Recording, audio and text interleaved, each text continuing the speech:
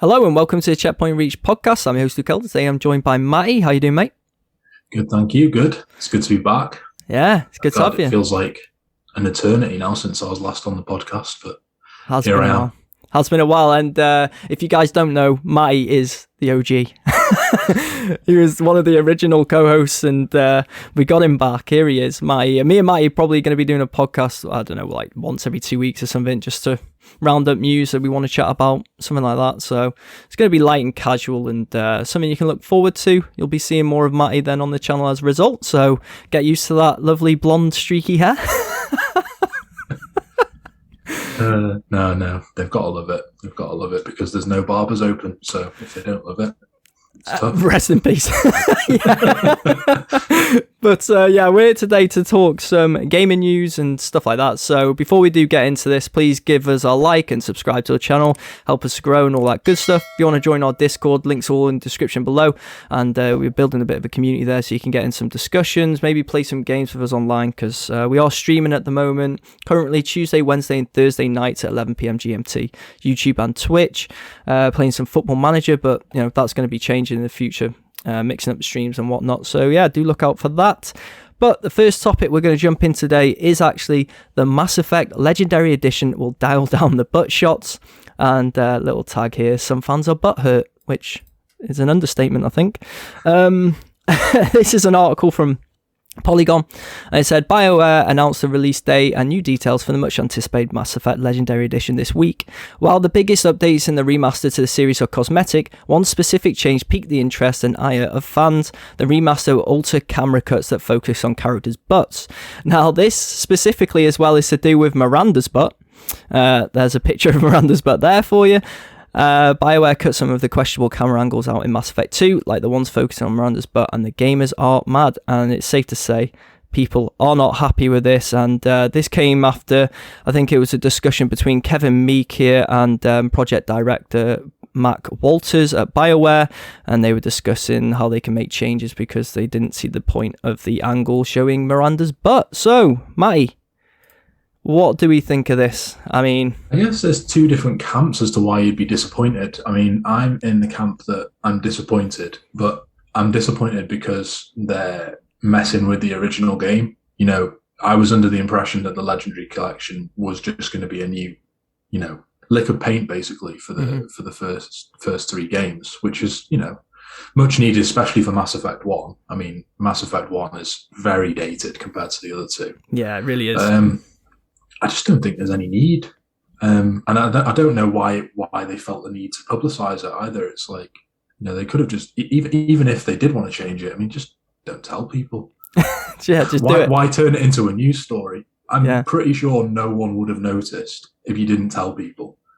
But it's like I don't even know how this got out into the wild in the first place. Like, why is that a relevant news story? I've no idea. I've no idea. You're just sitting there at Bioware and you think, oh, actually, we'll publicise the fact that we've changed the butt shots in the remaster. Like anyone even cares. Well, it turns out people. What it results in. Well, yeah, people actually do care. I'm with you though. I'm kind of I'm not with you in the sense of disappointed because I'm going to be honest. I'm kind of on the fence in terms of I don't really care. I like if the butts are in it. Good. If the butts aren't in it, good. I don't really care. I'm there for the Mass Effect story in the Legendary Edition. And I'm just glad it's coming, you know, a remaster is coming out. But I'm also with you in the sense of why? Like, why did they feel like we have to announce this? Maybe to get brownie points, bit of publicity. Game didn't need publicity. I mean, they got fans craving this anyway. Yeah. And when you then talk about the butts, like you said, if they took out those if they took them out and didn't tell us, I'm telling you, mate, I wouldn't have noticed. No. I would not have noticed. I can guarantee there's probably about 10 people that would have. But, you know, I with regards to just the normal gamer, I wasn't really paying attention to the camera angles on certain people's bums at any point in any three games. So it's a bit of a weird one. Like you said, if they wanted to get publicity for the game, then just show us Mass Effect 1. In all its glory, you know, if you've updated Mass Effect 1 like you know they purported to have done, then just show it us. And I'm sure that would have got people a lot more hyped than releasing a strange article about changing camera angles on butt shots. Just absolutely bizarre. It is bizarre. Were you surprised that so many people felt so strongly about Miranda's butt? I probably guess that 95% of people were just jumping on the bandwagon to be a troll. To be honest, I imagine the majority of people don't really care, but it's kind of a funny bandwagon to jump on. And saying that out loud, maybe it does work as a publicity stunt. It's gets something for people to be outraged about, because everyone loves to be outraged about something these days. So why not change the camera angle on people's butts in Mass Effect and see what happens? Mate, you're completely right. People do like to be outraged these days, unfortunately. I think I've seen as well people commenting saying like, it's censorship and this is what we don't want in games and all this sort of stuff. And I just think, I feel like this is blown way out of proportion on both sides. That's why I'm sat in the middle, because I just feel like people are like, yes, this is brilliant, good, let's not objectify women's butts. It's like, oh my God, objectifying women's butts in a video game. You're clutching at straws at the end of the day. I think everyone's clutching at straws. Maybe it's because we're all just sat in our houses in lockdown bored and we need something to do. But it's I don't know if it's the same. I think Mass Effect, the romances and the relationships that you had with the characters was one of the key aspects of the game. I wasn't really bothered about the romanticizing aspect of the original 3 games. I like the relationships that I had with the characters, but it's like the sex scenes and stuff in Mass Effect, they're just so horrendously awkward. Exactly. Especially with when you're having like the sex scene with Tali and stuff like that. She's got a mask on. Exactly. What is that? Yeah, that makes like zero sense. Just gets into bed with a full spacesuit on, including mask. Mate, it's right though. It's right. Like, I'm with you. I like the relationships I built on, obviously, an emotional level and just getting to know the characters more. Did not care about the sex scenes. Did not care about making the characters look sexy or anything like that. It's about building the emotional connection with the characters. And to be honest, my mini plea to Mass Effect fans is, well, can we stop arguing over this and just come together and embrace the fact that we are getting a remaster? That's something. Is it really a hill you want to die on? You're sitting there, you finally got the remaster you want, and you're just going to stand there on top of your hill and die on the fact that they've changed camera angles on people's butts. It's like, yeah, come on. No. It's not worth it. It's just not worth it. But let's stop talking about butts for a bit and let's chat maybe about the Mass Effect Legendary Edition, because people, if they are coming back to the channel, they've probably heard me and Sir talk about how much we love the Mass Effect remaster. OG trilogy and how much we wanted a remaster. But how about you, Matt? How excited are you for this? Yeah, I'm excited. I'm probably less hyped than you. I think, to me, Mass Effect 2 was perfection in my mind at the time as to what an action RPG should be. Mm-hmm. I really thought that the way that they elevated the combat into such a great experience, the length of the game, there was no filler. I mean, if you go back on previous podcasts, me and Sud talk a lot about, RPG games, and especially modern RPG games, as just being seemingly, how long can we make this? How much filler can we put in? Yeah. And there's no, there's maybe like 5 to 10 hours of really engaging story content, and the rest is just fetch quests. Mass Effect 2, it was like 12 to 20 hours long, depending on how you played through it. But every single hour of that was meaningful. Yeah, it was gripping. It was really, really good. And I think going back to it would kind of be one of those things where I start to see maybe little niggles with the game that I didn't see at the time. Mm-hmm. And that to me is probably why I won't play Mass Effect 2 if I do get the collection. I'll probably just play Mass Effect 1. Oh, really? You're going to skip 2 completely then? Potentially, yeah, because I got so much enjoyment out of it. It's on it's definitely in my top 5 games of all time. If you're talking about a list that I would make, I think I'd probably just skip it just to Toy Soldiers 3D. Yeah, that in the top 5. Yeah, that just about scrapes the top 1,000. We played a lot of that together back in the day. There were some terrible games that we've played, but we've played some horrendous games, mate.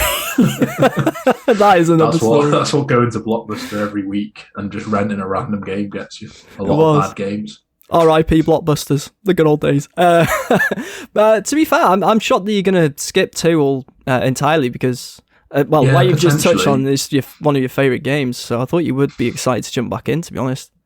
Yeah, it's maybe see how I feel after the end of Mass Effect 1, but I'd definitely skip 2. I'd play 3 again because I need to approach that with a new, a new sort of set of eyes in a way, because at the time I was so disgusted at the ending, absolutely disgusted. It just tarnished the rest of the game. I barely even remember what happened in 3 because it's one of those things where I was just, maybe it was immature at the time, but I was just so outraged that, spoiler alert for anyone that's somehow not played Mass Effect, but you build up these relationships with so many different characters for the ending to just literally be 3 doors that you go in and select, and what you've done over the past 2 and 9/10 of the game doesn't matter. It literally doesn't matter. Yeah. And the ship mission, where if you forgot to upgrade your ship, you just watch people like smash their head off the cabinet and die just with no explanation, and like you don't even get you just get out of the ship context. And you don't even care. There's not even any emotion. It's just like, right, carry on. Yeah, they're dead. They literally just bounce their head off the side and flop down. That's it. It was such a shame. Maybe it was time, maybe it was the limitations of the original hardware, but they opened up all these multiple chains and multiple paths for so many characters, and to end it in such a linear, boring way was just a really disappointing way to end the series. And that's why, I'm hoping that the new Mass Effect that we do get, that obviously continues the story of Shepard, sort of pulls some of that back a bit and tries to make it the game that Mass Effect 3 should have been, I guess. Well, see, I remember this obviously quite a bit because I played it after you guys had completed it, and I remember talking with like you, Sud, Perks. Ted hadn't played it at the time, I don't think, but you guys were saying like, the ending. Not going to spoil it, obviously, but the ending's not great. We weren't fans. I was kind of like you, man. When I completed Mass Effect 3, I was just sat there like, oh man, it's like a gut punch. It's just it's a punch to the gut. You're sat there thinking, all that for that. I feel like, I don't know, I guess when you paint it in your own mind of how you think things would go with certain characters and stuff like that, it's probably never really going to be met, but it was definitely a lot worse than I thought initially. However, I do think what you said is quite true. A lot of people judge Mass Effect 3 because of the ending, so they don't take the whole game into consideration, and I believe that it's actually a really good game, and it was something I was really enjoying up until the end. So I think going back in with a fresh perspective of, obviously we're older now as well, so maybe we're less immature and stuff like that. I mean, that's debatable, but we'll play it, and obviously, like you said, have a fresh perspective and maybe a newfound love for Mass Effect 3. I don't know what they're going to do with the ending. Probably nothing, I'm assuming. Are they going to canonize a certain ending, or do you think we're just going to be given the same choice? I think it'll stay the same. Yeah. There was a DLC for it, wasn't there? I mean, I'm not too familiar with this because I just sort of abandoned all hope for the series after that ended. So I didn't really care that they'd released a DLC, but apparently the DLC, edited some of the endings. I'm not sure in exactly which way that was done, but again, I'm assuming they'll just have the DLC ending, whichever one that was.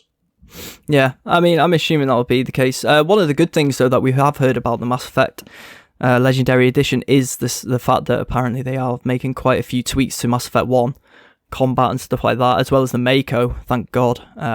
Yeah, that was rough. That was rough. So I am glad with that. Yeah. I did see some people tweet though saying like, I kind of wish they didn't change the Mako because as bad as it is, it was nostalgic, and I was just thinking, nah, it's bad. Yeah, it was awful.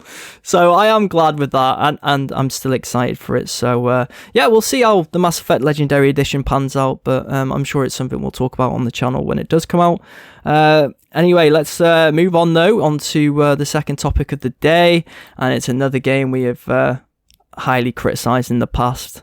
That's probably putting it mildly, to be honest, but it's EA reportedly deciding the fate of Anthem later this week. This is an article from Games Radar. Anthem Next is meant to include major changes to the game system, UI, and more. However, EA is reportedly making the final decision on the future of Anthem as a whole later this week, according to Bloomberg. This is just a little bit of a backstory of launch famously in 2019. Obviously, we all know about the launch. It was not good. It was not good at all, and the game was barren, to say the least. I had the unfortunate pleasure of playing it. Since then, Anthem 2.0 has come to be known as Anthem Next, but according to Bloomberg, it's unclear if EA want to give developers the budget to make the revamped game happen.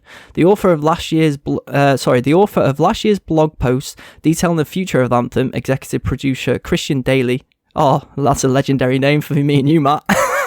Christian Daly, Scottish legend. I mean, that is a very niche reference. Left the Anthem dev team last December and now EA will decide the game's fate.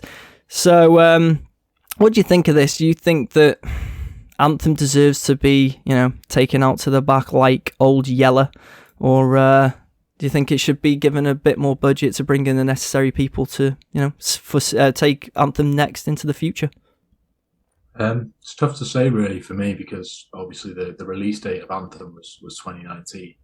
And as fans of the podcast know, it was a sparse year for me. I was in and out of different houses. So, I was like, really, am I going to play this game? No, not really. So I just sort of relied on the opinions of you, Perks and Sud. And if there was ever a game that was made for anyone, Anthem was made for Perks. He was just coming off the back of Destiny. He absolutely loves these type of MMORPGs, the grind. It's not that he loves the repetitiveness, it's just some people like that type of game. I get it. To have him just give such an absolutely overwhelming critique of the game with just complete hatred was just, summed it up to me that this game was shambolic. I didn't even have to play it to know that it was just a train wreck. So with EA, I mean, they tried to monetize it by releasing a load of skins. Didn't make any sense. And I guess they had the option there and then to back it and try and get it the updates that it needed to get up to speed. But from what I understand, they've just left it completely in the dark and not bothered to update it at all. Mm-hmm. And whether that's on the developer or whether that's on EA, I'm sure we'll never really know. We do obviously have the situation with Battlefront 2, which is maybe a similar type of situation. It was released to really bad critical acclaim online, really bare bones, but the developers did step up, and as we've seen over the last few months with the game going free and millions of players playing it, the content that's added has been really well received. Obviously, Anthem is definitely not in the same boat. They seem to have just done nothing with that game, so it wouldn't surprise me if they just binned it off. It doesn't seem to me like an IP worth keeping or backing. I mean, can you really see an Anthem 2 being something that people are going to go and pick up off the shelves? I think no. It's lost all credibility. So, I guess if they want to use that studio again for another game, maybe they should just be, getting them to make a new IP or moving them over to more established projects. Yeah, I think with Anthem, it was such a bad start. It was such a bad start. Me, Sud, and Perks, as you've touched on, played it when it first came out, and we were quite cautiously optimistic, I guess, at the time. I mean, maybe if I look back, that might be wrong, but I feel like that's how we were because it was obviously Bioware. So we gave them that, benefit of the doubt. Let's see how this game is. And man, it was so boring. So boring. I mean, I know a looter shooter isn't really for me anyway. And like you've said, it is for Perks. This is the sort of game that Perks should absolutely love. There was nothing. There was nothing that hooked you, nothing that kept you. And I thought, playing it, is this just because I don't like looter shooters, It's not for me. I'm going to hate it, probably. I'm not going to like it anyway. But then when Perks was saying how bad it was, and then obviously you're seeing the online community react to it and saying how bad it was, I was like, oh my God, this game is in trouble then. It's not just me seeing this and thinking this is awful. Like, there was hardly any content. The only good thing about it, in my opinion, was the flying mechanics, and the actual combat was pretty good. But other than that, the game was just barren, not worth it. And to be honest, to see this news coming out, I'm not that surprised. I mean, EA don't really think twice, do they? If something's failing and not bringing in the money that they expect, then to can it just seems like the obvious decision on their part, because they've done that in the past. They're ruthless. I can't remember which one it was. Wasn't there Didn't EA do this to a Star Wars game in studio not long ago, a couple of years back? Can't remember, but they just out of nowhere just cancelled it and like closed down the. Did they begin with V? Yeah, it was the studio that was set up with Amy Hennig as the lead sort of creative director to make a new Star Wars, a sort of action adventure style Star Wars, and like you said, it was just canned out of the blue. So it's a weird one. So they're ruthless, and when it comes to Anthem, like mate, honestly, like you touched on, even if they did pull it out of the bag, the devs, and they create like this brilliant game that, if given the chance, that people could love, how many people, after being burnt so badly, would actually jump back into it? Yeah. I would. The name of Anthem is tarnished, and the name of EA is tarnished as well, so it's going to be very hard to sell that to gamers. EA presents Anthem 2. I think I'll pass. yeah, I think I'll pass on that. But, I mean, I think one of the things we were concerned with at the time, to be honest, was actually BioWare's future when Anthem first came out, and what a flop it was. But now they're bringing out the Mass Effect Legendary Edition. They've teased a new Mass Effect game coming out in the franchise. Obviously, they've got Dragon Age coming. So do you think that EA have just said, right, well, let's just can Anthem and you guys focus on the next Dragon Age and Mass Effect? Wouldn't surprise me at all. I mean, despite the fact that I think 90% of the executives have probably got no brain when it comes to gaming, have probably never picked up a controller in their life, I do think there's probably still a few executives there that have got a brain, and it makes no sense to have BioWare, who do Mass Effect and Dragon Age well, they do action RPGs well, to put them on a project that they don't even want to be doing, most likely. It just didn't make any sense to begin with. So it's nice to... I mean, there was real worry, like you said, at one point that BioWare were going to get canned and Dragon Age and Mass Effect were just going to be no more. I mean, I'm sure the IPs would have been resurrected because they're too valuable not to be, but I mean, BioWare are at the heart of those games, so I'm glad that we've got BioWare making these games, but as to how many of the original members of the teams are even left. Yeah, that's a good point, mate. It's hard to actually predict at this point. So yeah, I'm cautiously optimistic about Dragon Age and Mass Effect. I'm happy that they're in development, but I need to wait and see before I decide to pick them up or not. Yeah, well, you touched on a good point. It's something we spoke about on podcast gone by. Like, I fantasize about BioWare in my head, the Mass Effect OG trilogy, and I think, what a company, they make great games, but it's not the same people. The heart of BioWare that are in the Mass Effect trilogy, I'm pretty sure, is gone now. I actually think there might be people who are working in, lower end who've gotten promoted throughout the company, but climbed the ladder. I'm pretty sure, though, that basically the heart behind the Mass Effect OG trilogy is gone. So now we are left with just BioWare, and we don't know what they're actually going to produce moving forward. We can hope that the Dragon Age franchise will carry on being pretty good, because I actually liked Inquisition. I don't know if that's an unpopular opinion, but I thought it was all right. Yeah. It was in the middle, really, with it. It was a big departure from Dragon Age 1 and 2. But yeah, I think a lot of people did enjoy that game. It came out at the right time, right at the start of the last generation. So a lot of people picked it up. So the majority of people that have played it seem to have enjoyed it. So it's one that I missed out on just because of the length of time that it takes to complete the game, to be honest. I think, it's 50 to 100 hours to complete a playthrough, which is a bit lengthy for me. But yeah, mate, these days, every game's like that these days, isn't it? I mean, you touched on when talking about Mass Effect how there's filler and stuff like that, and the game that just sprung to mind straight away was Valhalla. I don't know if you've played it yet. Could not get into it at all. It's like you said, very, very similar to the points we were just touching on. Massive open world. I'm sure the story's great. There's not enough of it between going around and doing fetch quests.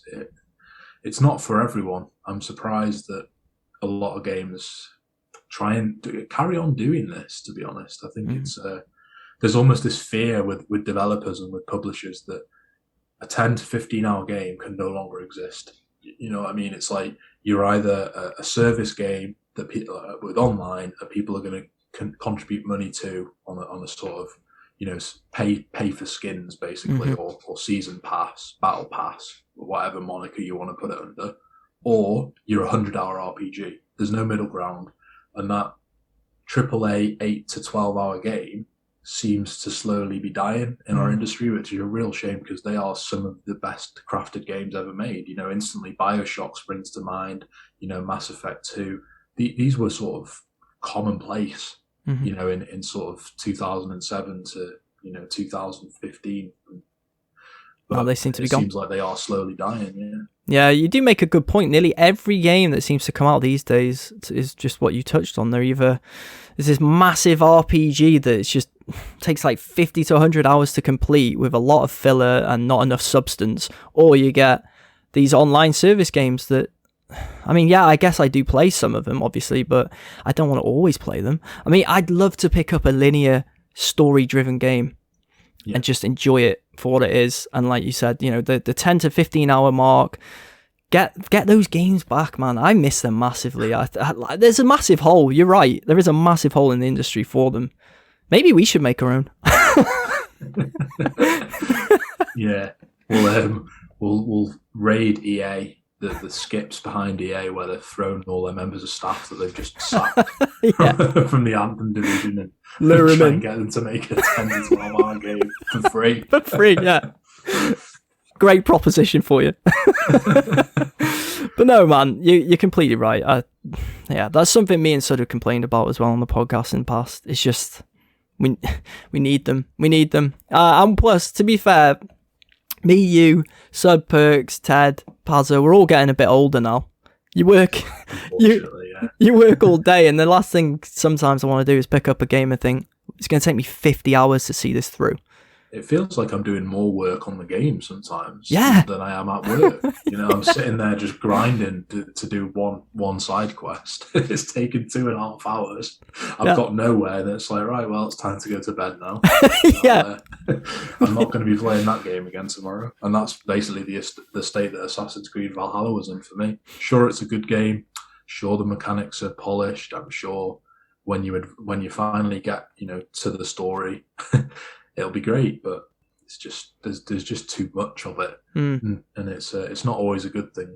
I think people have seen The Witcher 3 and thought, well, look how amazing that game's done. Look how many copies it's sold. Look how many people are still playing it, still buying it now.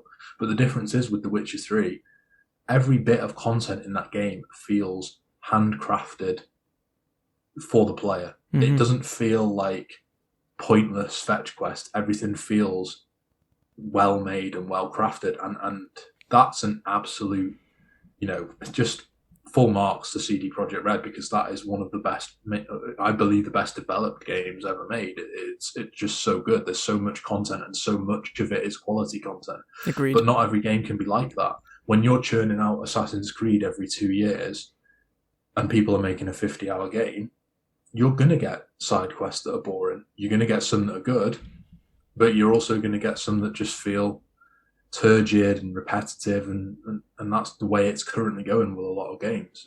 It's disappointing to see, to be honest. But yeah, I'm sure we'll probably find a middle ground at some point where maybe the game's 30 hours but has better content. At least I hope so, anyway. Yeah, fingers crossed, mate. Fingers crossed. How long did SpiderMan take to complete? That's a game that seems to spring to mind that felt quite a nice length. Yeah, can't remember though. Probably like 12 to 15 hours if you rush through. There you go. Miles Morales was a lot shorter. That was a very, very short game, but the original Spider-Man PS4, 12 to 15 hours, nice game, memorable story. One of my favourites from the year as well. The best-selling PS4 games, made them a boatload of money, so there you go. It does work.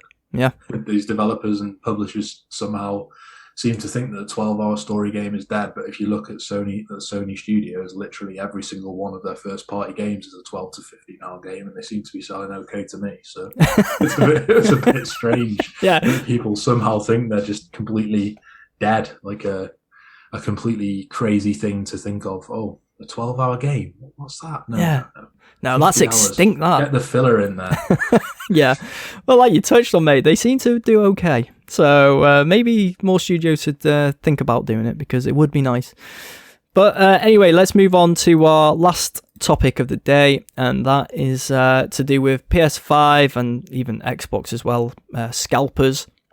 Obviously, the launch of the next-gen consoles, and scalpers have been a massive issue, just pain in the ass, to be honest. But here we are. UK's anti-scalping bill gains support of more MPs after PS5 launch. That follows after, obviously, the next gen. More MPs have backed a proposition which would see it become illegal to resell computer components and game consoles like the PS5 bought with bots. As reported by IGN, Douglas Chapman, the politician who tabled the early day motion in late 2020, said that scalping was going to become more of an issue moving forward. At the time of writing, the motion has been signed by 32 members of parliament. Chapman said, given the experts in the cyber industry now predict the issue of scalping to grow across other important goods and services this year, we are looking at presenting a bill in parliament so that we can further explore legislative options to protect consumers from the unfair practice. Now, I know this is something, Matt, that has obviously annoyed you, annoyed me, annoyed plenty of our friends, because even Played everybody. Exactly, and Ted can't get one. He's been on the podcast. Gerber, who's been on the podcast as well, can't get one because scalpers with their bots are literally just every time it comes out, it's just gone. It's just gone. I mean, we were fortunate enough, me and you, mate, to get our hands on next gen consoles, but yeah, this is still an issue with that situation. What'd you say? Sorry. Not everyone's in that situation, are they? No, exactly, mate. I think we are a small minority at the moment. It's a strange situation. I'm glad that they're trying to put that bill through in Parliament. How you'd actually enforce it is another issue.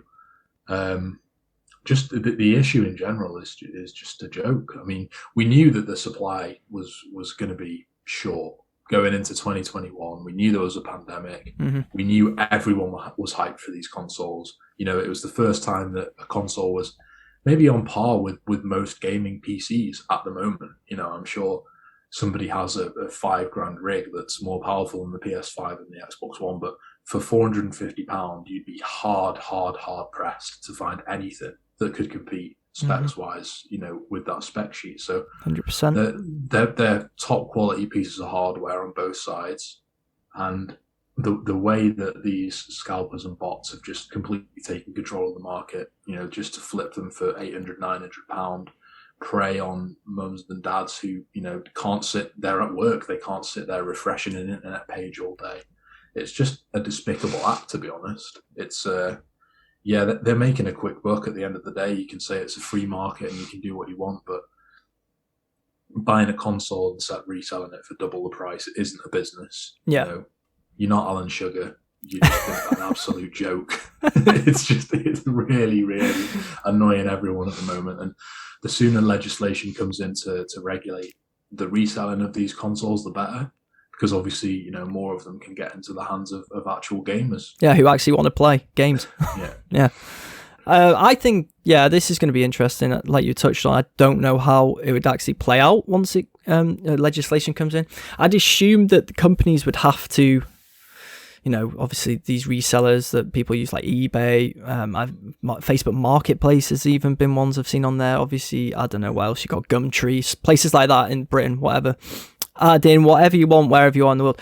But in Britain, I'm guessing they would have to conform to the new legislation. So if they ever saw anything that was getting priced way above its mark, they'd have to take it down. I'm assuming that's how it'd play out. If it was written in law, yeah. I mean, that would take a lot of the eBay listings down.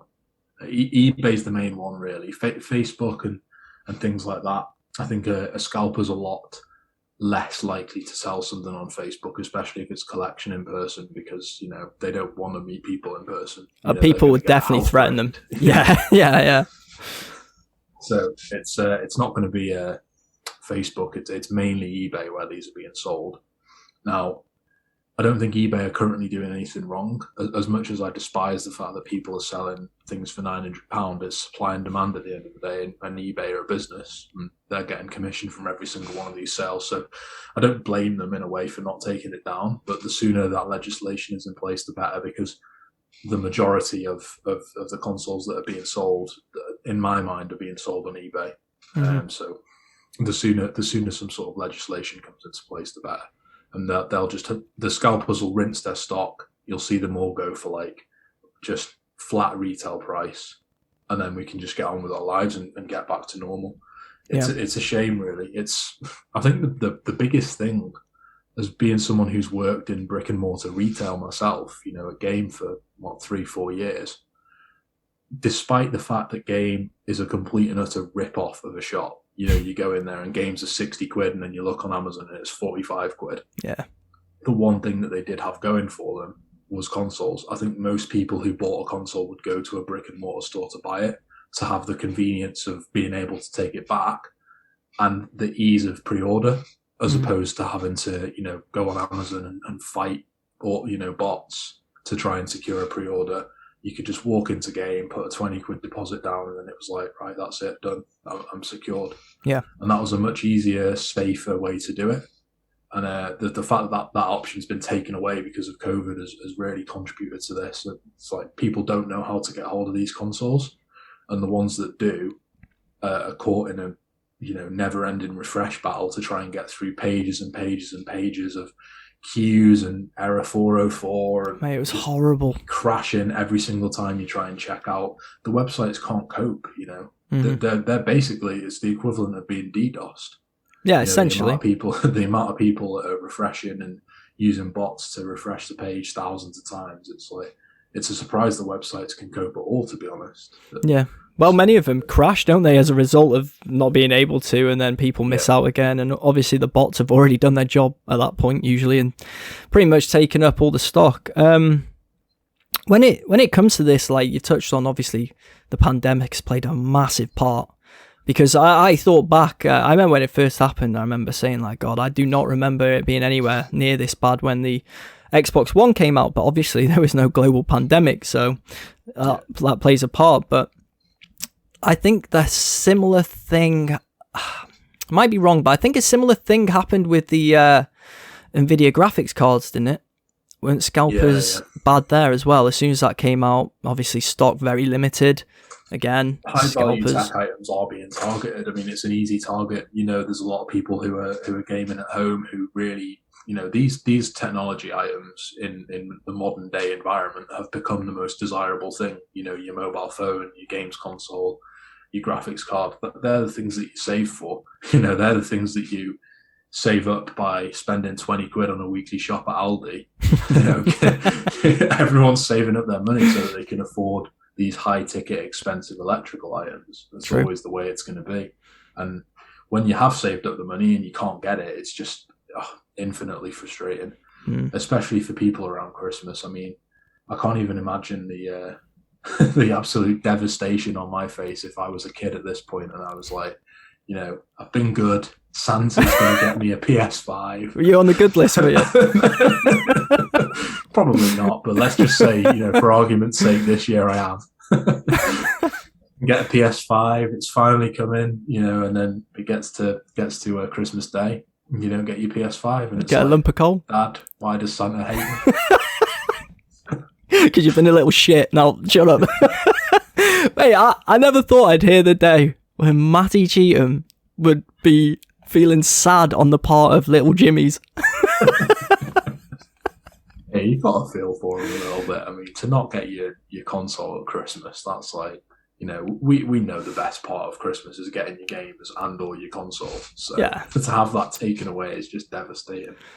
I must admit, I would be heartbroken as a kid. So yeah, I do have the sympathy for him as well. So I'm with you on that. But that's probably a good place to leave the podcast for this week. And if you are listening to us on YouTube, please give us a like, subscribe, all that good stuff, and comment with your thoughts on the topics we covered today. What do you think about the Mass Effect bum? What do you think, obviously, about Scalpers and obviously the future of Anthem? And if you are listening to us on any audio platforms, please leave us a nice review and pass on the pod. But you can also follow the podcast on social media on Instagram, Facebook and Twitter at CheckReachPod. And you can follow me and Matty on socials. Where can people find you, mate? At Matty Cheatham on Twitter. Don't use it very often, but if you want to follow it, give me a follow on there. Be my guest. Yeah. And if you want to give me a follow on socials, you can follow me on Twitter and Instagram at Leld, LEL3Ds, add a 9 the M for Instagram. But that brings an end to the show. So thanks for joining us again, Matt. It's good to have you back on. Yeah, glad to be back from the dead. I'm sure you'll be seeing more of me in the near future. You will. The Phoenix has risen. No, you gotta keep that hair, man. Slim Shady 2.0. But yeah, we'll be back in a couple of weeks with a new podcast covering the latest gaming news that we fancy chatting about. So until then, we hope you have a good week and we'll talk again soon. Bye, guys. See you later.